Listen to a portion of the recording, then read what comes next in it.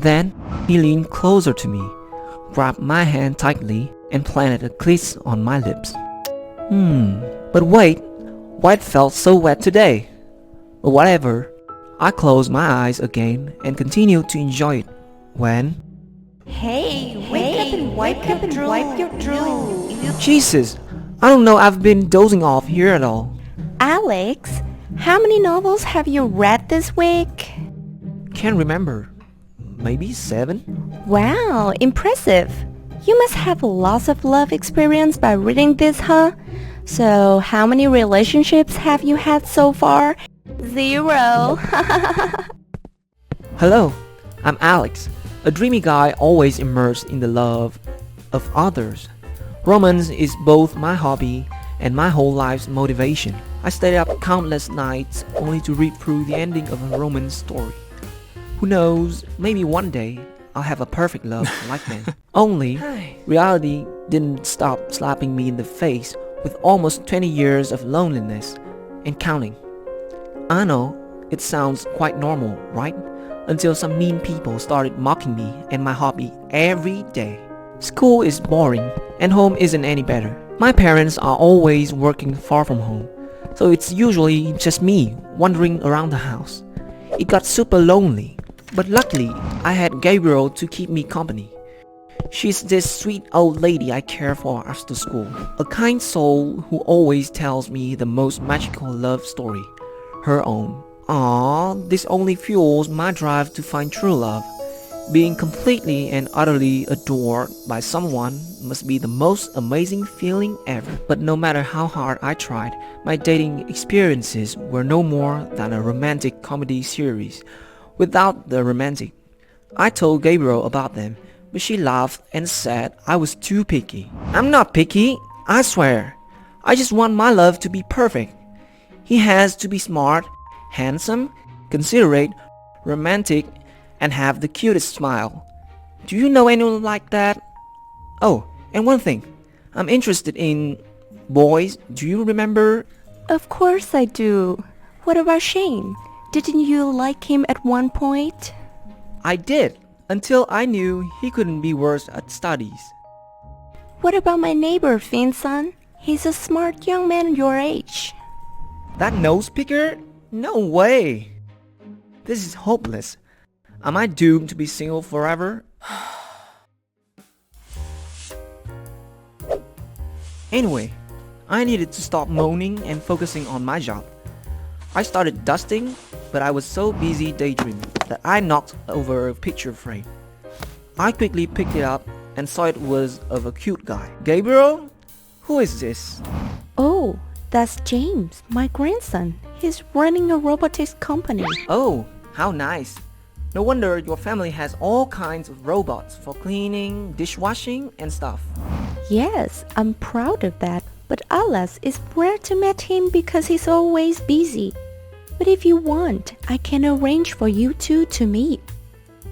Guys, I wasn't into nerdy guys who didn't have time for anyone, but their latest inventions. I wanted my dream guy to only have eyes for me.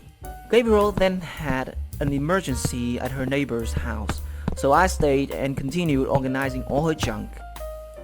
The plan was to put them in the garage, but there were so many corridors in her house that I took a wrong turn and ended up near the steps to the basement. The boxes were heavy, and I figured a garage and a basement were both storage places, so I took them down there. Huh? What on earth is this place? It's full of robots. Then my heart jumped out of my chest when I saw this thing.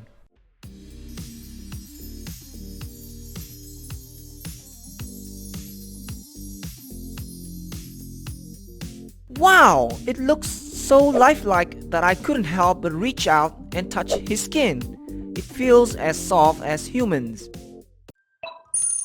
Oh no! I accidentally pressed some weird button somewhere. Oh! Turns out it's here. I love you, Master. What the heck is this? Stay back, or I'll hit you. Master, you're so handsome. Stop right there. But no matter how I threatened, he kept following me. I'm ready to serve you, dear Master. Please don't run anymore. Back off! I'm not your master! I believe this belongs to you, dear master. It seems like he doesn't mean any harm and is just behaving like a true robot. Curious, I tried out the different modes of the robot and oh wow, he can do almost everything, even lifting me effortlessly. He seems like he stepped out of a sci-fi movie. I tried searching for more information about this robot online, but no related results came up with any keyword I tried. It's almost time to go home. I have to get upstairs before Mrs. Gabriel finds out, but I still haven't figured out how to turn the robot off. That tickles. Please stop, master. As if you could feel tickles. This would do for now. That evening, while having dinner, I heard the doorbell. Opening the door, I was surprised to see the robot holding a cute gift box. Please allow me to court you, dear master. Why are you here? Go back to your place! But the robot wouldn't listen and kept incessantly ringing the doorbell and even peeking through my house windows. Goodness, I can't stand it anymore.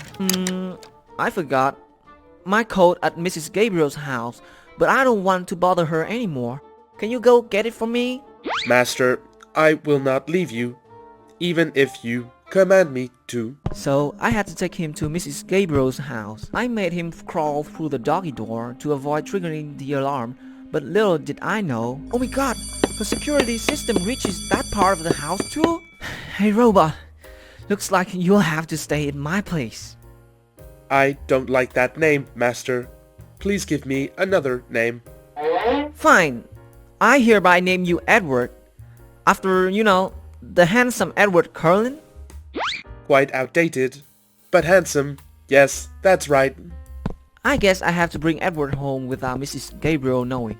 I don't want her to think I'm a snoop, or worse, a thief.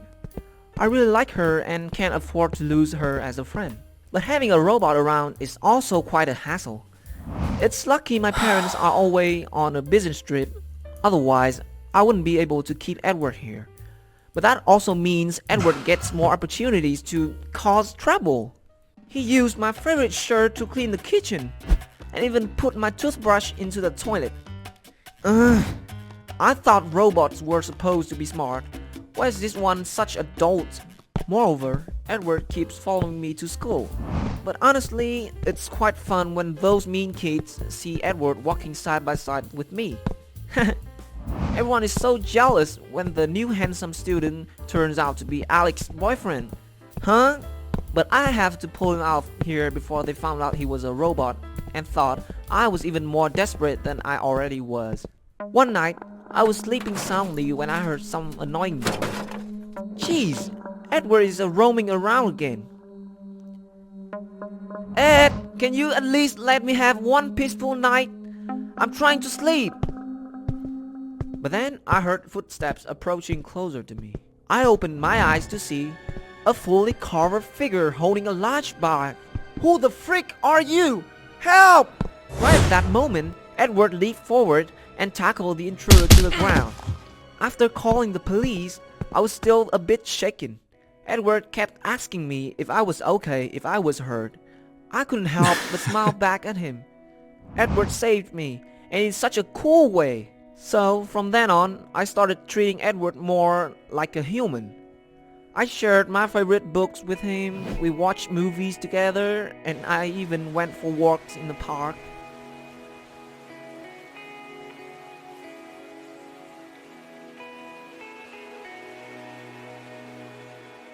The more I spent time with him, the more I realized he was my other half. See, he could brew coffee just the way I like it, and gently comfort me when I got a B in math.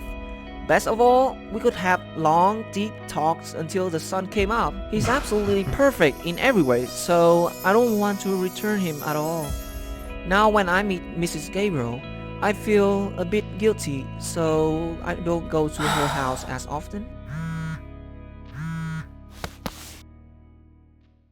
She texted me asking if I was okay, but I simply replied that I was busy with school. It seemed that she hadn't known anything about the disappearance of Ed. Having Edward by my side felt great. so I didn't want to give up this life at all, except for a few small hiccups. This morning, I reached out and spread my arms, waiting for him to hug me, but this hug felt cold, without any warmth at all.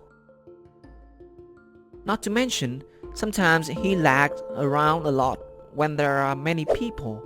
Like that time Ed just stood there blankly for 15 minutes to load my command and spun around in a confusing manner. But there are just minor things. We still live happily together. Until that day, we were having a picnic in this field when suddenly it started raining. We looked at each other and burst into laughter, frolicking and dancing in the pouring rain. In that moment, I knew even if thunder roars outside, it can't drown out the love that's burning inside me. Suddenly, Edward slowed down and his voice fading away. Alex, I don't feel well. I can't anymore. That's when I remembered that he's not human. How could he withstand the rain? No, Edward, no, you have to make it. Don't leave me behind. I really, really like you. How nice it would be if you were a real person. Then, to my horror, he froze on the spot. I tried to make him move, but it was in vain. He shut down. I couldn't eat. I couldn't sleep. I couldn't do anything. Everything felt empty without Edward by my side. There's no one here asking me if I'm okay, and no one to make coffee and laugh with me anymore. Worse still, prom was coming up. I decided to go there without a companion. Walking around, listening to people talk and laugh made me feel more lonely and isolated than ever. My heart sank to the floor. I couldn't be here any longer, so I immediately ran back home. I went to look for Edward right after that, but he's nowhere to be found. Edward has disappeared.